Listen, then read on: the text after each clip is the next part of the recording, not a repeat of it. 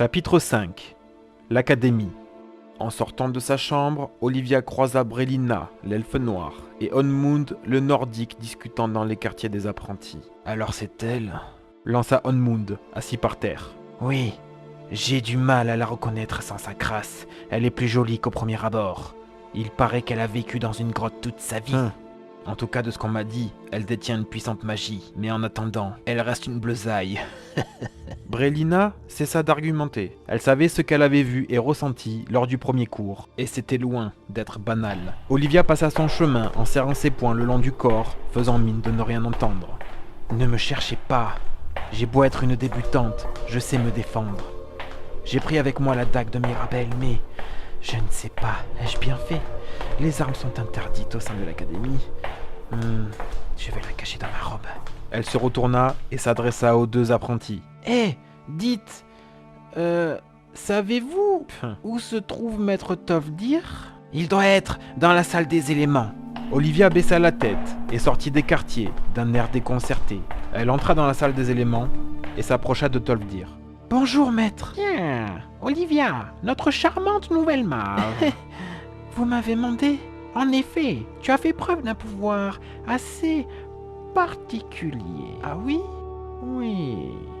L'archimage a demandé à ce que je supervise tes progrès tout au long de ton cursus, ici même, à l'académie. Olivia, se tenant droite, écoutait Tovdir avec concentration. Au vu de ton passé, je suppose que tu n'as absolument aucune base en connaissances magiques, n'est-ce pas? En effet. Très bien. Alors laisse-moi t'expliquer. Tu vas suivre les cours des 7 professeurs qui sont chacun spécialisés dans leur domaine magique, vois-tu? 7 professeurs? Tout à fait. Il y a donc 7 domaines magiques? Pas tout à fait. Il y a 6 écoles de magie, mais il y a bien 7 professeurs ici. Sais-tu que tes flammes font partie de l'une d'elles? Laquelle, professeur? Celle de la destruction. C'est pour cette raison que ta robe d'apprenti est rouge. Cette couleur est liée à ce domaine. La glace et la foudre sont complémentaires au feu, et ils en font aussi partie, vois-tu? Je comprends. Enfin, je crois. Faralda, que tu connais déjà, est la professeure de destruction. Avec elle, tu peaufineras tes sorts offensifs qui t'aideront à abattre tes ennemis. Les autres, tu ne les as pas encore croisés, n'est-ce pas? Non, professeur. Colette Marant, c'est la professeure de guérison. La guérison? Des sorts de soins? Oui, en effet. Mais attention, Olivia, ne sous-estime pas les sorts de guérison car ils peuvent aussi repousser les créatures de la nuit, comme les drogueurs, les squelettes, les dédras et les vampires. Lorsqu'elle entendit ce dernier mot, Olivia sentit un frisson la parcourir. Olivia, la magie, Tu devras par toi-même te rendre à la bibliothèque afin de... Olivia! Eh oh, Olivia! Est-ce que tu m'écoutes? Oui, maître Tovdir. Curieux. Quoi qu'il en soit, les autres professeurs sont Drévis Néloren, professeur d'illusion, Finis Gestor, professeur de conjuration, Sergius Turianus, professeur d'enchantement, et moi-même, professeur d'altération. L'altération?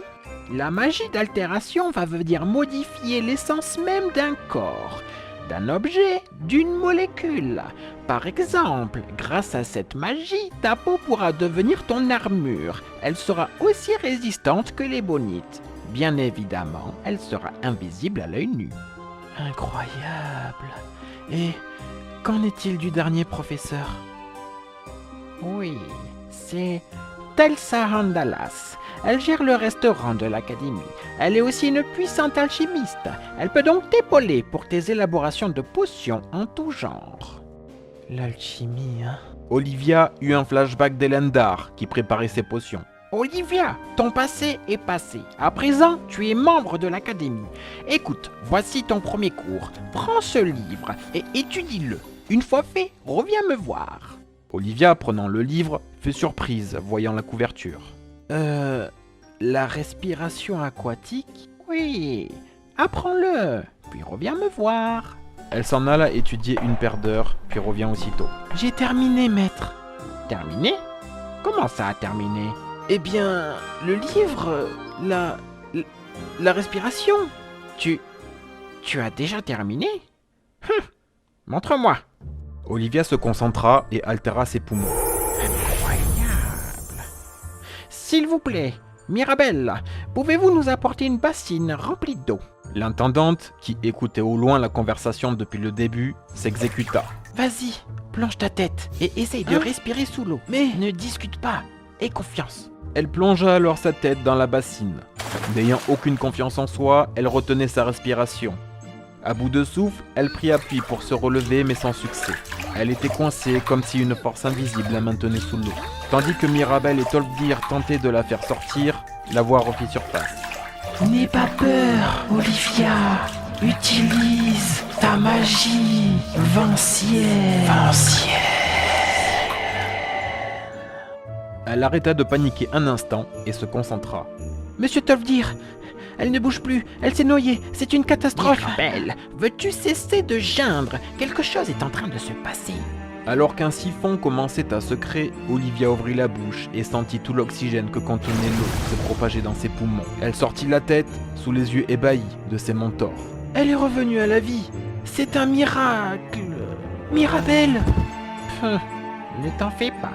Elle s'est juste évanouie. Olivia, que s'est-il passé? C'est cette voix dans ma tête. Elle est là depuis que je suis toute petite et me guide parfois. Tolfdir l'écoutait d'un air douteux. Maître, qu'est-ce donc la magie vancienne? La magie vancienne, dis-tu? Serait-ce cette voix qui te l'aurait murmuré? Oui. Écoute, je dois consulter l'archimage, de toute urgence, vois-tu? Néanmoins, sache que ta capacité à apprendre est impressionnante. Il faut normalement plusieurs semaines pour apprendre ce sort, et toi tu l'as fait en 2 heures à peine. Occupe-toi de Mirabelle, et va te sécher. Faralda t'attend. Bien, professeur. Olivia entama alors son cursus. Elle suivit le cours de destruction, où elle apprenait à canaliser son feu sous forme de boule. Afin de l'évaluer, Faralda lui confia la mission d'exterminer un spectre de glace qui semait la pagaille sur la rive nord de la mer des fantômes. Elle partit alors à l'extérieur sur le flanc de Fort d'Hiver, puis se débarrassa aisément du monstre à l'aide de son feu. Lors du cours de guérison, Colette lui apprit un sort pour repousser les drogueurs. À ce moment-là, Mirabelle arriva en trombe. Madame Marance, c'est une catastrophe! Qu'y a-t-il, Mirabelle? Des drogueurs dans l'hyposcole. Ah, des drogueurs! Ça tombe bien. Olivia, vas-y. Va faire le ménage pour moi, veux-tu? Le ménage, professeur? Ne sois pas sotte. Va nous débarrasser de ces drogueurs. Cette tâche devrait être facile pour notre petite prodige. Utilise ton sort de guérison et garde bien tes flammes dans tes poches. Sinon, ton évaluation ne sera pas validée. Elle se rendit alors sous l'académie, dans l'hyposcole. Elle se débarrassa des morts vivants à l'aide du sort de guérison comme lui avait demandé Colette. Mais la voix fit à nouveau irruption dans sa tête et ses flammes se déversèrent sans aucun contrôle. Oh non! Ah, pourvu qu'elle ne la prenne pas. Mais c'était satisfaisant. Avant de remonter au rez-de-chaussée, elle fit un petit tour et trouva un vieux grimoire sur une chaise cassée. Elle le dépoussiéra et essaya de lire la couverture, mais sans succès. Je ne comprends rien, c'est illisible. Elle reconnut alors le symbole de l'école de magie, de conjuration. Une invocation? Elle prit le livre et le cacha sous sa robe. Durant les semaines suivantes, elle passa tout son temps libre à la bibliothèque afin de déchiffrer le langage du livre. Un soir, elle discutait avec son ami Khajiit dans sa chambre. Alors, Olivia peut-elle enfin lire le livre? Elle hocha la tête. Et est-ce que Jezargo peut savoir de quoi parle ce livre? De l'Atronaque de feu. Mais je ne comprends pas ce que c'est. Jezargo pense qu'Olivia devrait essayer de l'invoquer. Je ne peux pas, Jezargo. Je n'ai pas encore fait de cours avec Maître Gestor. Et puis, si on me surprend avec, je serai bonne à faire des corvées en guise de sanction. Jezargo, lui, n'aurait pas hésité. Elle ferma le livre d'un coup sec, se leva et passa devant Onmund, l'apprenti nordique. Fais attention, tu sais que nous n'avons pas le droit de sortir de nos quartiers la nuit tombée. Si Faralda te voit, je ne donne pas cher de ta peau. Je sais, Onmund, Elle passa la cour discrètement sans se faire voir. Une fois dans la salle d'entraînement, elle se mit à genoux, le livre face à elle et commença son incantation. Une lueur violette apparut alors dans sa main. Dans un éclat lumineux, le grimoire se mit à flotter dans les airs, puis se consuma par les flammes. Non, le livre! Pas maintenant! Par pitié! Une cendre vint alors se poser dans sa main. Elle comprit qu'il fallait jeter le sort immédiatement. Elle se leva et fit un grand geste de son bras. Une créature apparut alors, toute faite de flammes, lévitant au sol, laissant une traînée de feu derrière elle et arborant une armure de lave et d'obsidienne. Qui es-tu? Je suis là pour te servir. Tu es un Atronach? Oui, je suis une créature d'Edric. Et j'obéis uniquement à un invocateur.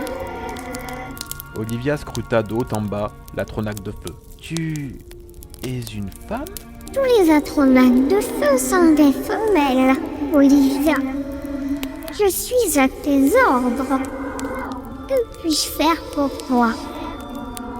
Enchanté de faire ta connaissance. Quel est ton nom? Je n'ai pas de nom. Je suis juste un Atronach de feu. Alors c'est décidé. Tu t'appelleras Ignis. Ignis? Ça ne te plaît pas? Je ne sais pas. Personne ne m'avait donné de nom auparavant. Alors Ignis, ravi de faire ta connaissance. Olivia n'ayant pas eu le temps de finir sa phrase, l'Atronach disparut instantanément. Elle n'est restée que peu de temps. Je ne maîtrise pas encore la magie de conjuration. Elle sortit à l'extérieur sans même faire attention à sa discrétion. La tête pleine de questions, elle observait l'horizon enneigé, un instant avant de repartir dans sa chambre. Quelques jours plus tard, c'était au tour du cours de conjuration. Finis lui demanda d'invoquer un loup spectral.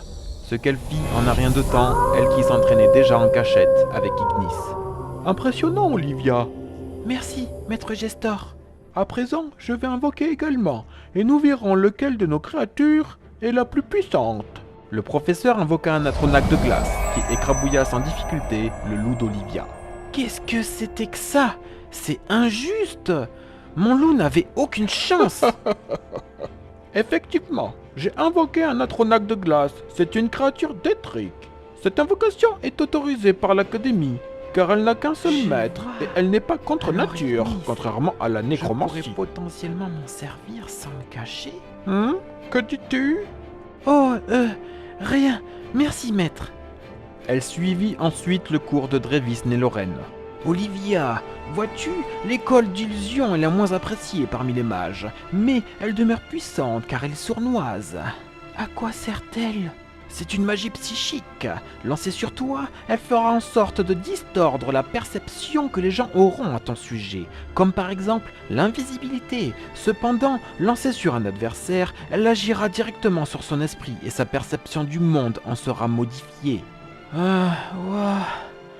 C'est si compliqué. Mais non, je suis sûr que tu vas bien te débrouiller.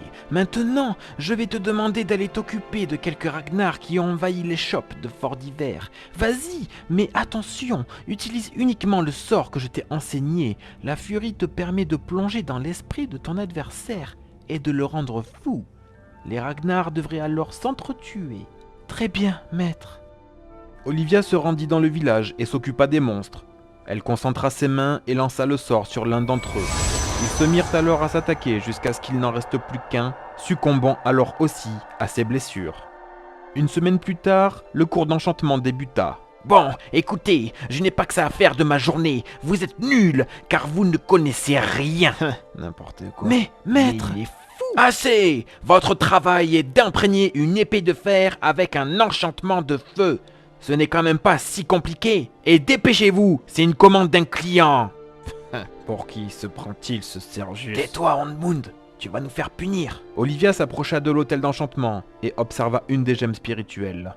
Maître, Hein? qu'y a-t-il dans cette pierre? Quoi? Tu es en train de me dire que tu ne sais même pas ce qu'est une gemme spirituelle. Brélina prit alors la parole, sans autorisation. Les gemmes spirituelles sont des pierres magiques qui se remplissent lorsque nous triomphons de nos adversaires. Elles se chargent en énergie grâce à leurs âmes. En effet, madame, je sais tout. Prends-en de la graine, toi. Allez, dépêchez-vous. Elle regarda la pierre comme si elle entendait les cris de l'âme qui était emprisonnée à l'intérieur. Ne fais pas attention. Ces âmes sont déjà condamnées. Alors autant qu'elles servent à quelque chose, dis-toi que c'est comme un hommage de les transformer en enchantement. Olivia prit alors l'épée, la gemme et lança une incantation. Tout à coup, l'arme prit feu et sa lame absorba les flammes. Bravo Olivia, tu vas maintenant livrer cette épée. La livrer? Où ça, maître? À Fort d'Hiver? Ce n'est pas à Fort d'Hiver. Tu dois te rendre à Tétral. Ça sera ta dernière évaluation. Mais, maître, je n'ai pas le droit de sortir du village. Sottise, obéis, sinon tu seras puni. Mirabel, qui passait par là, débarqua en colère. Sergius, mais qu'est-ce que c'est que ce foutoir? Olivia doit aller à Tétral. Mais ça ne va pas la tête. Si l'archimage... Oh, ça va, Mirabel. Je suis débordé de travail. Je n'ai pas le temps d'y aller. Et de toute façon, que veux-tu qu'il lui arrive, hein? Elle est assez puissante pour se protéger toute seule maintenant. Elle a juste à livrer l'épée et revenir. C'est aussi simple que ça. Mirabel dirigea son regard vers Olivia. Qu'en penses-tu? Je vais le faire. Je vais aller livrer l'épée. Très bien. Dans ce cas, je vais prévenir le cocher. Prends tes affaires et viens dès que possible. Nous t'attendrons à la taverne. Épée en main, elle prit quelques potions, une bourse de septime, puis se dirigea vers la taverne de Fort d'Hiver. Ah, la voilà. Tiens, ma belle, prends ce capuchon. Merci, Mirabel. Colette m'a expliqué pour l'hyposcole. Étant donné que tu as utilisé tes flammes non intentionnellement, ça n'affectera pas ton évaluation. Olivia, rassurée, reprit son souffle. À propos de ce capuchon, il est enchanté par mes soins et complémentaire à ta tenue. Il t'aidera donc à canaliser ton pouvoir. Il ne faut pas que l'incident de l'hyposcole se reproduise. D'accord, Mirabel, je ferai attention. Au loin, le cocher s'impatientait. Alors, on y va? Oui, 1 minute. Olivia, le cocher te déposera à Mortal. Ensuite, il te faudra continuer à pied jusqu'à Tétral. Ce n'est pas très loin, mais reste prudente. Très bien. Olivia monta dans la charrette et s'en alla sous la neige. Au revoir, Mirabel. J'espère que tu as raison, Savos, et qu'elle réussira à contrôler sa magie ancienne. Il en va du destin de Tamriel.